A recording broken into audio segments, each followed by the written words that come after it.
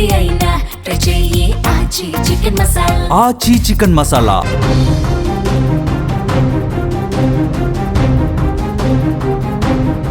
తెలంగాణలో మున్సిపల్ ఎన్నికల కౌంటింగ్ అనేది వేగంగా జరుగుతోంది. కరీంనగర్ కౌంటింగ్ కేంద్రం వద్ద ఒక ఉత్కంఠ కనిపిస్తోంది.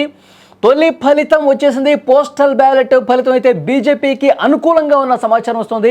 సో కౌంటింగ్ కేంద్రం వద్ద పోలీసులు భారీగా మోహరించిన పరిస్థితుంది. సో తెలంగాణ వ్యాప్తంగా 7 కార్పొరేషన్లు 116 మున్సిపాలిటీల్లో అభ్యర్థుల భవితవ్యం తేలబోతుంది. ఇప్పటి వరకు అందుతున్నటువంటి ఇన్ఫర్మేషన్ మెజారిటీ స్థానాల్లో, మెజారిటీ వార్డుల్లో అధికార కాంగ్రెస్ తన హవా చూపిస్తోంది. ఎక్కువ స్థానాల్లో కాంగ్రెస్ పార్టీ అభ్యర్థులు గెలుస్తున్నారు. 12,000 మంది పోలీసులతో భద్రత కూడా అదే స్థాయిలో మెయింటైన్ అవుతున్నటువంటి పరిస్థితుంది. కరీంనగర్ విజువల్స్ మీరు స్క్రీన్ మీద చూస్తా ఉన్నారు. కరీంనగర్లో ఫలితాలు వెలువడుతున్న కొద్దీ పోలీసుల సంఖ్య కూడా అక్కడ పెరుగుతుంది. భద్రతను కూడా ఎక్కువగా మోహరిస్తున్నటువంటి పరిస్థితి కనిపిస్తోంది. ఒక ఉత్కంఠ అనేది కరీంనగర్ కౌంటింగ్ కేంద్రం వద్ద కనిపిస్తుంది. అక్కడి నుంచి లేటెస్ట్ ఇన్ఫర్మేషన్ తెలుసుకుందాం. మా ప్రతినిధి సాయి లైవ్లో జాయిన్ అయ్యారు. సాయి, కరీంనగర్ తొలి ఫలితం అయితే బీజేపీకి అనుకూలంగా ఉంది.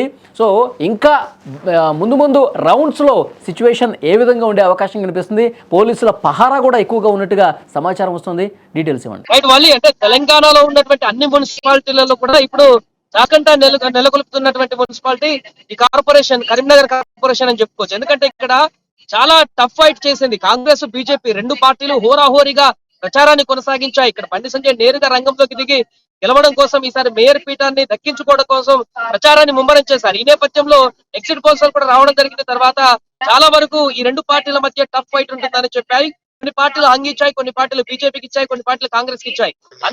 ఎందుకంటే ఇక్కడ ఫస్ట్ టైం ఎంఐఎం కూడా నిలబడుతుంది. మళ్ళీ కరీంనగర్ లో ఎంఐఎం కూడా 5 నుంచి 7 స్థానాలు గెలిచేటువంటి అవకాశం ఉన్నట్టుగా కనబడుతుంది. ఎంఐఎం కూడా ప్రచారం ముమ్మరంగా కొనసాగించింది. ఈ ప్రచార సమయంలో కొన్ని ఉద్రిక్త వాతావరణ పరిస్థితులు కూడా కొన్ని ప్రాంతాలలో నెలకొన్నాయి. అదేవిధంగా డబ్బులు పంపిణీ కార్యక్రమాలు కూడా కొన్ని ఉద్రిక్త పరిస్థితులు నెలకొన్నాయి. ఈ నేపథ్యంలో ఫలితాల రోజున బీజేపీ కానీ కాంగ్రెస్ నుంచి కానీ కార్యకర్తలు భారీ ఎత్తున రోడ్ల మీదకి వస్తారు. కాబట్టి ఎలాంటి అవాంఛనీయ సంఘటనలు జరగకుండా ఫలితం తర్వాత ఎవరు గెలిచినా కూడా శాంతి భద్రతలకు విఘాతం కలగకుండా ఉండడం కోసం అయితే ఇక్కడ పూర్తిగా భద్రతను కట్టుదిట్టం చేశారు. 1000 మంది పోలీసులను కరీంనగర్ సిటీలోనే కరీంనగర్ జిల్లా వ్యాప్తంగానే ఇంతమందిని జమా చేశారంటే, బందోబస్తు కల్పిస్తున్నారంటే అర్థం చేసుకోవచ్చు ఇక్కడ సిచ్యువేషన్ ఏ రకంగా ఉందనేది. ప్రస్తుతం మనం కరీంనగర్ కౌంటింగ్ కేంద్రం మొత్తం ఉన్నాం. ఇక్కడ 100 మీటర్ల మనకి ఇటు ఆ కౌంటింగ్ కేంద్రం దగ్గర నుంచి 100-200 మీటర్ల వరకు కూడా బారికేడ్ ఏర్పాటు చేసి ఎవరిని ఇక్కడికి రాకుండా పూర్తిగా పటిష్టమైనటువంటి భద్రతను ఏర్పాటు చేశారు. దూరంచెల భద్రత అని చెప్పొచ్చు.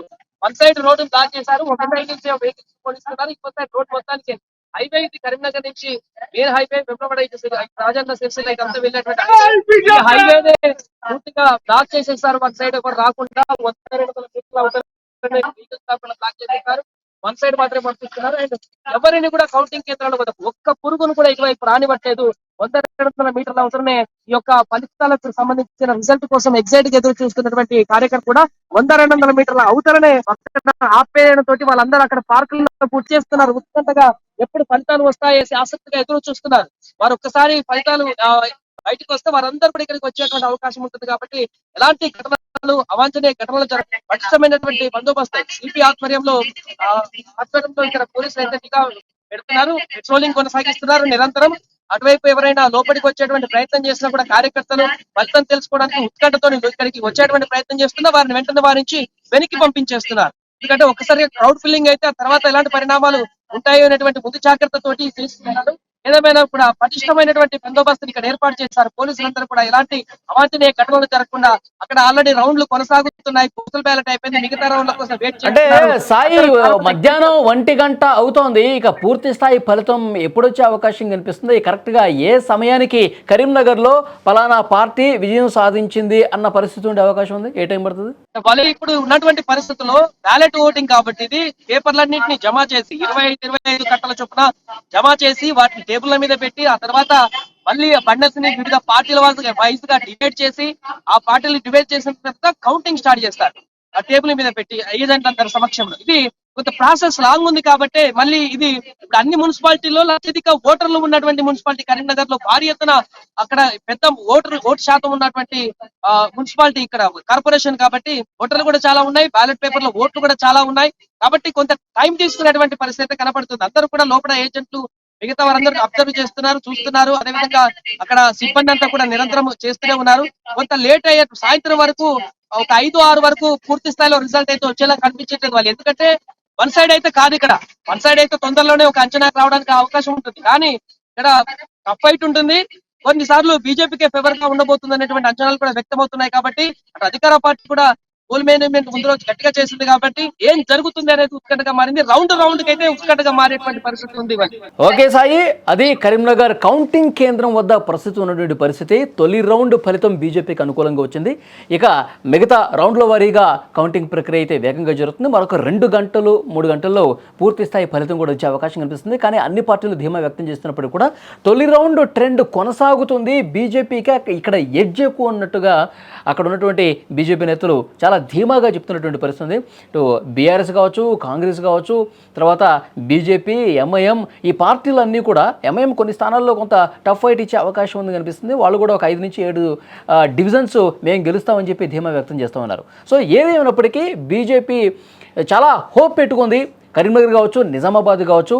ఎందుకంటే కరీంనగర్లో బండి సంజయ్ గారు లాస్ట్ 10 రోజుల పాటు అలుపెరగకుండా ఆయన అన్ని డివిజన్లు తిరుగుతూ ఆయన మాట్లాడిన పరిస్థితుంది. ఇక్కడ బీజేపీని గెలిపిస్తే, బీజేపీ మేయర్ అయితే కరీంనగర్ సిటీ ఏ విధంగా స్మార్ట్ సిటీగా మారుతుంది, కేంద్రం నుంచి నిధులను తీసుకొచ్చి సో డెఫినెట్గా చాలా మంచి పనులు ఇక్కడ జరుగుతాయని చెప్పి ఆయన ప్రసంగాల్లో వినిపించిన పరిస్థితుంది. సో తొలి ఫలితం చూసిన తర్వాత దీన్ని ఇక్కడ ఉన్నటువంటి ప్రజానీకం నమ్మారు కాబట్టే బీజేపీకి మొగ్గు చూపారు అన్నట్టుగా తొలి ఫలితం కనిపిస్తుంది. సో చూద్దాం రౌండ్కి ఏమైనా పరిస్థితుల్లో మార్పు ఉంటుందా, లేదంటే కనుక సేమ్ బీజేపీ ట్రెండే కొనసాగే అవకాశం ఉందనేది కూడా ఇంకొద్దిసేపట్లో క్లారిటీ అయితే వస్తుంది. సో డెఫినెట్గా స్క్రీన్ మీద మీరు దృశ్యాలు కూడా చూస్తున్నారు. పోలీసు బందోబస్తు అయితే పెరుగుతోంది. రాష్ట్ర వ్యాప్తంగా మొత్తం 12,000 మంది పోలీసులతో భద్రతను ఏర్పాటు చేశారు కరీంనగర్ కౌంటింగ్ కేంద్రం వద్ద కూడా. సో గంటకి ఓహరింపు అనేది ఎక్కువగా పెరుగుతుంది. ఎందుకంటే ఫలితం దగ్గరకు వస్తున్న కొద్దీ సో శ్రేణులన్నీ కూడా కౌంటింగ్ కేంద్రం వద్ద గుమిగూడే అవకాశం కనిపిస్తుంది. వాళ్ళ పార్టీని నినాదాలు చేసి గెలుపు బావుట ఎగురవేశామని చెప్పి కొంత వాళ్ళు ఆ పరిస్థితి ఉంటుంది కాబట్టి సో ఎక్కడ ఎలాంటి అవాంఛనీయ ఘటనలు జరగకుండా పహారా అయితే కాస్తూ ఉన్నారు. ఎక్కడెక్కడ వచ్చే వాళ్ళని పోయే వాళ్ళని తనిఖీలు చేస్తూ ఉన్నారు. బందోబస్తు అయితే తీవ్రంగా కొనసాగుతున్నటువంటి పరిస్థితి. ఇది కరీంనగర్లో కౌంటింగ్ కేంద్రం వద్ద తాజా పరిస్థితి.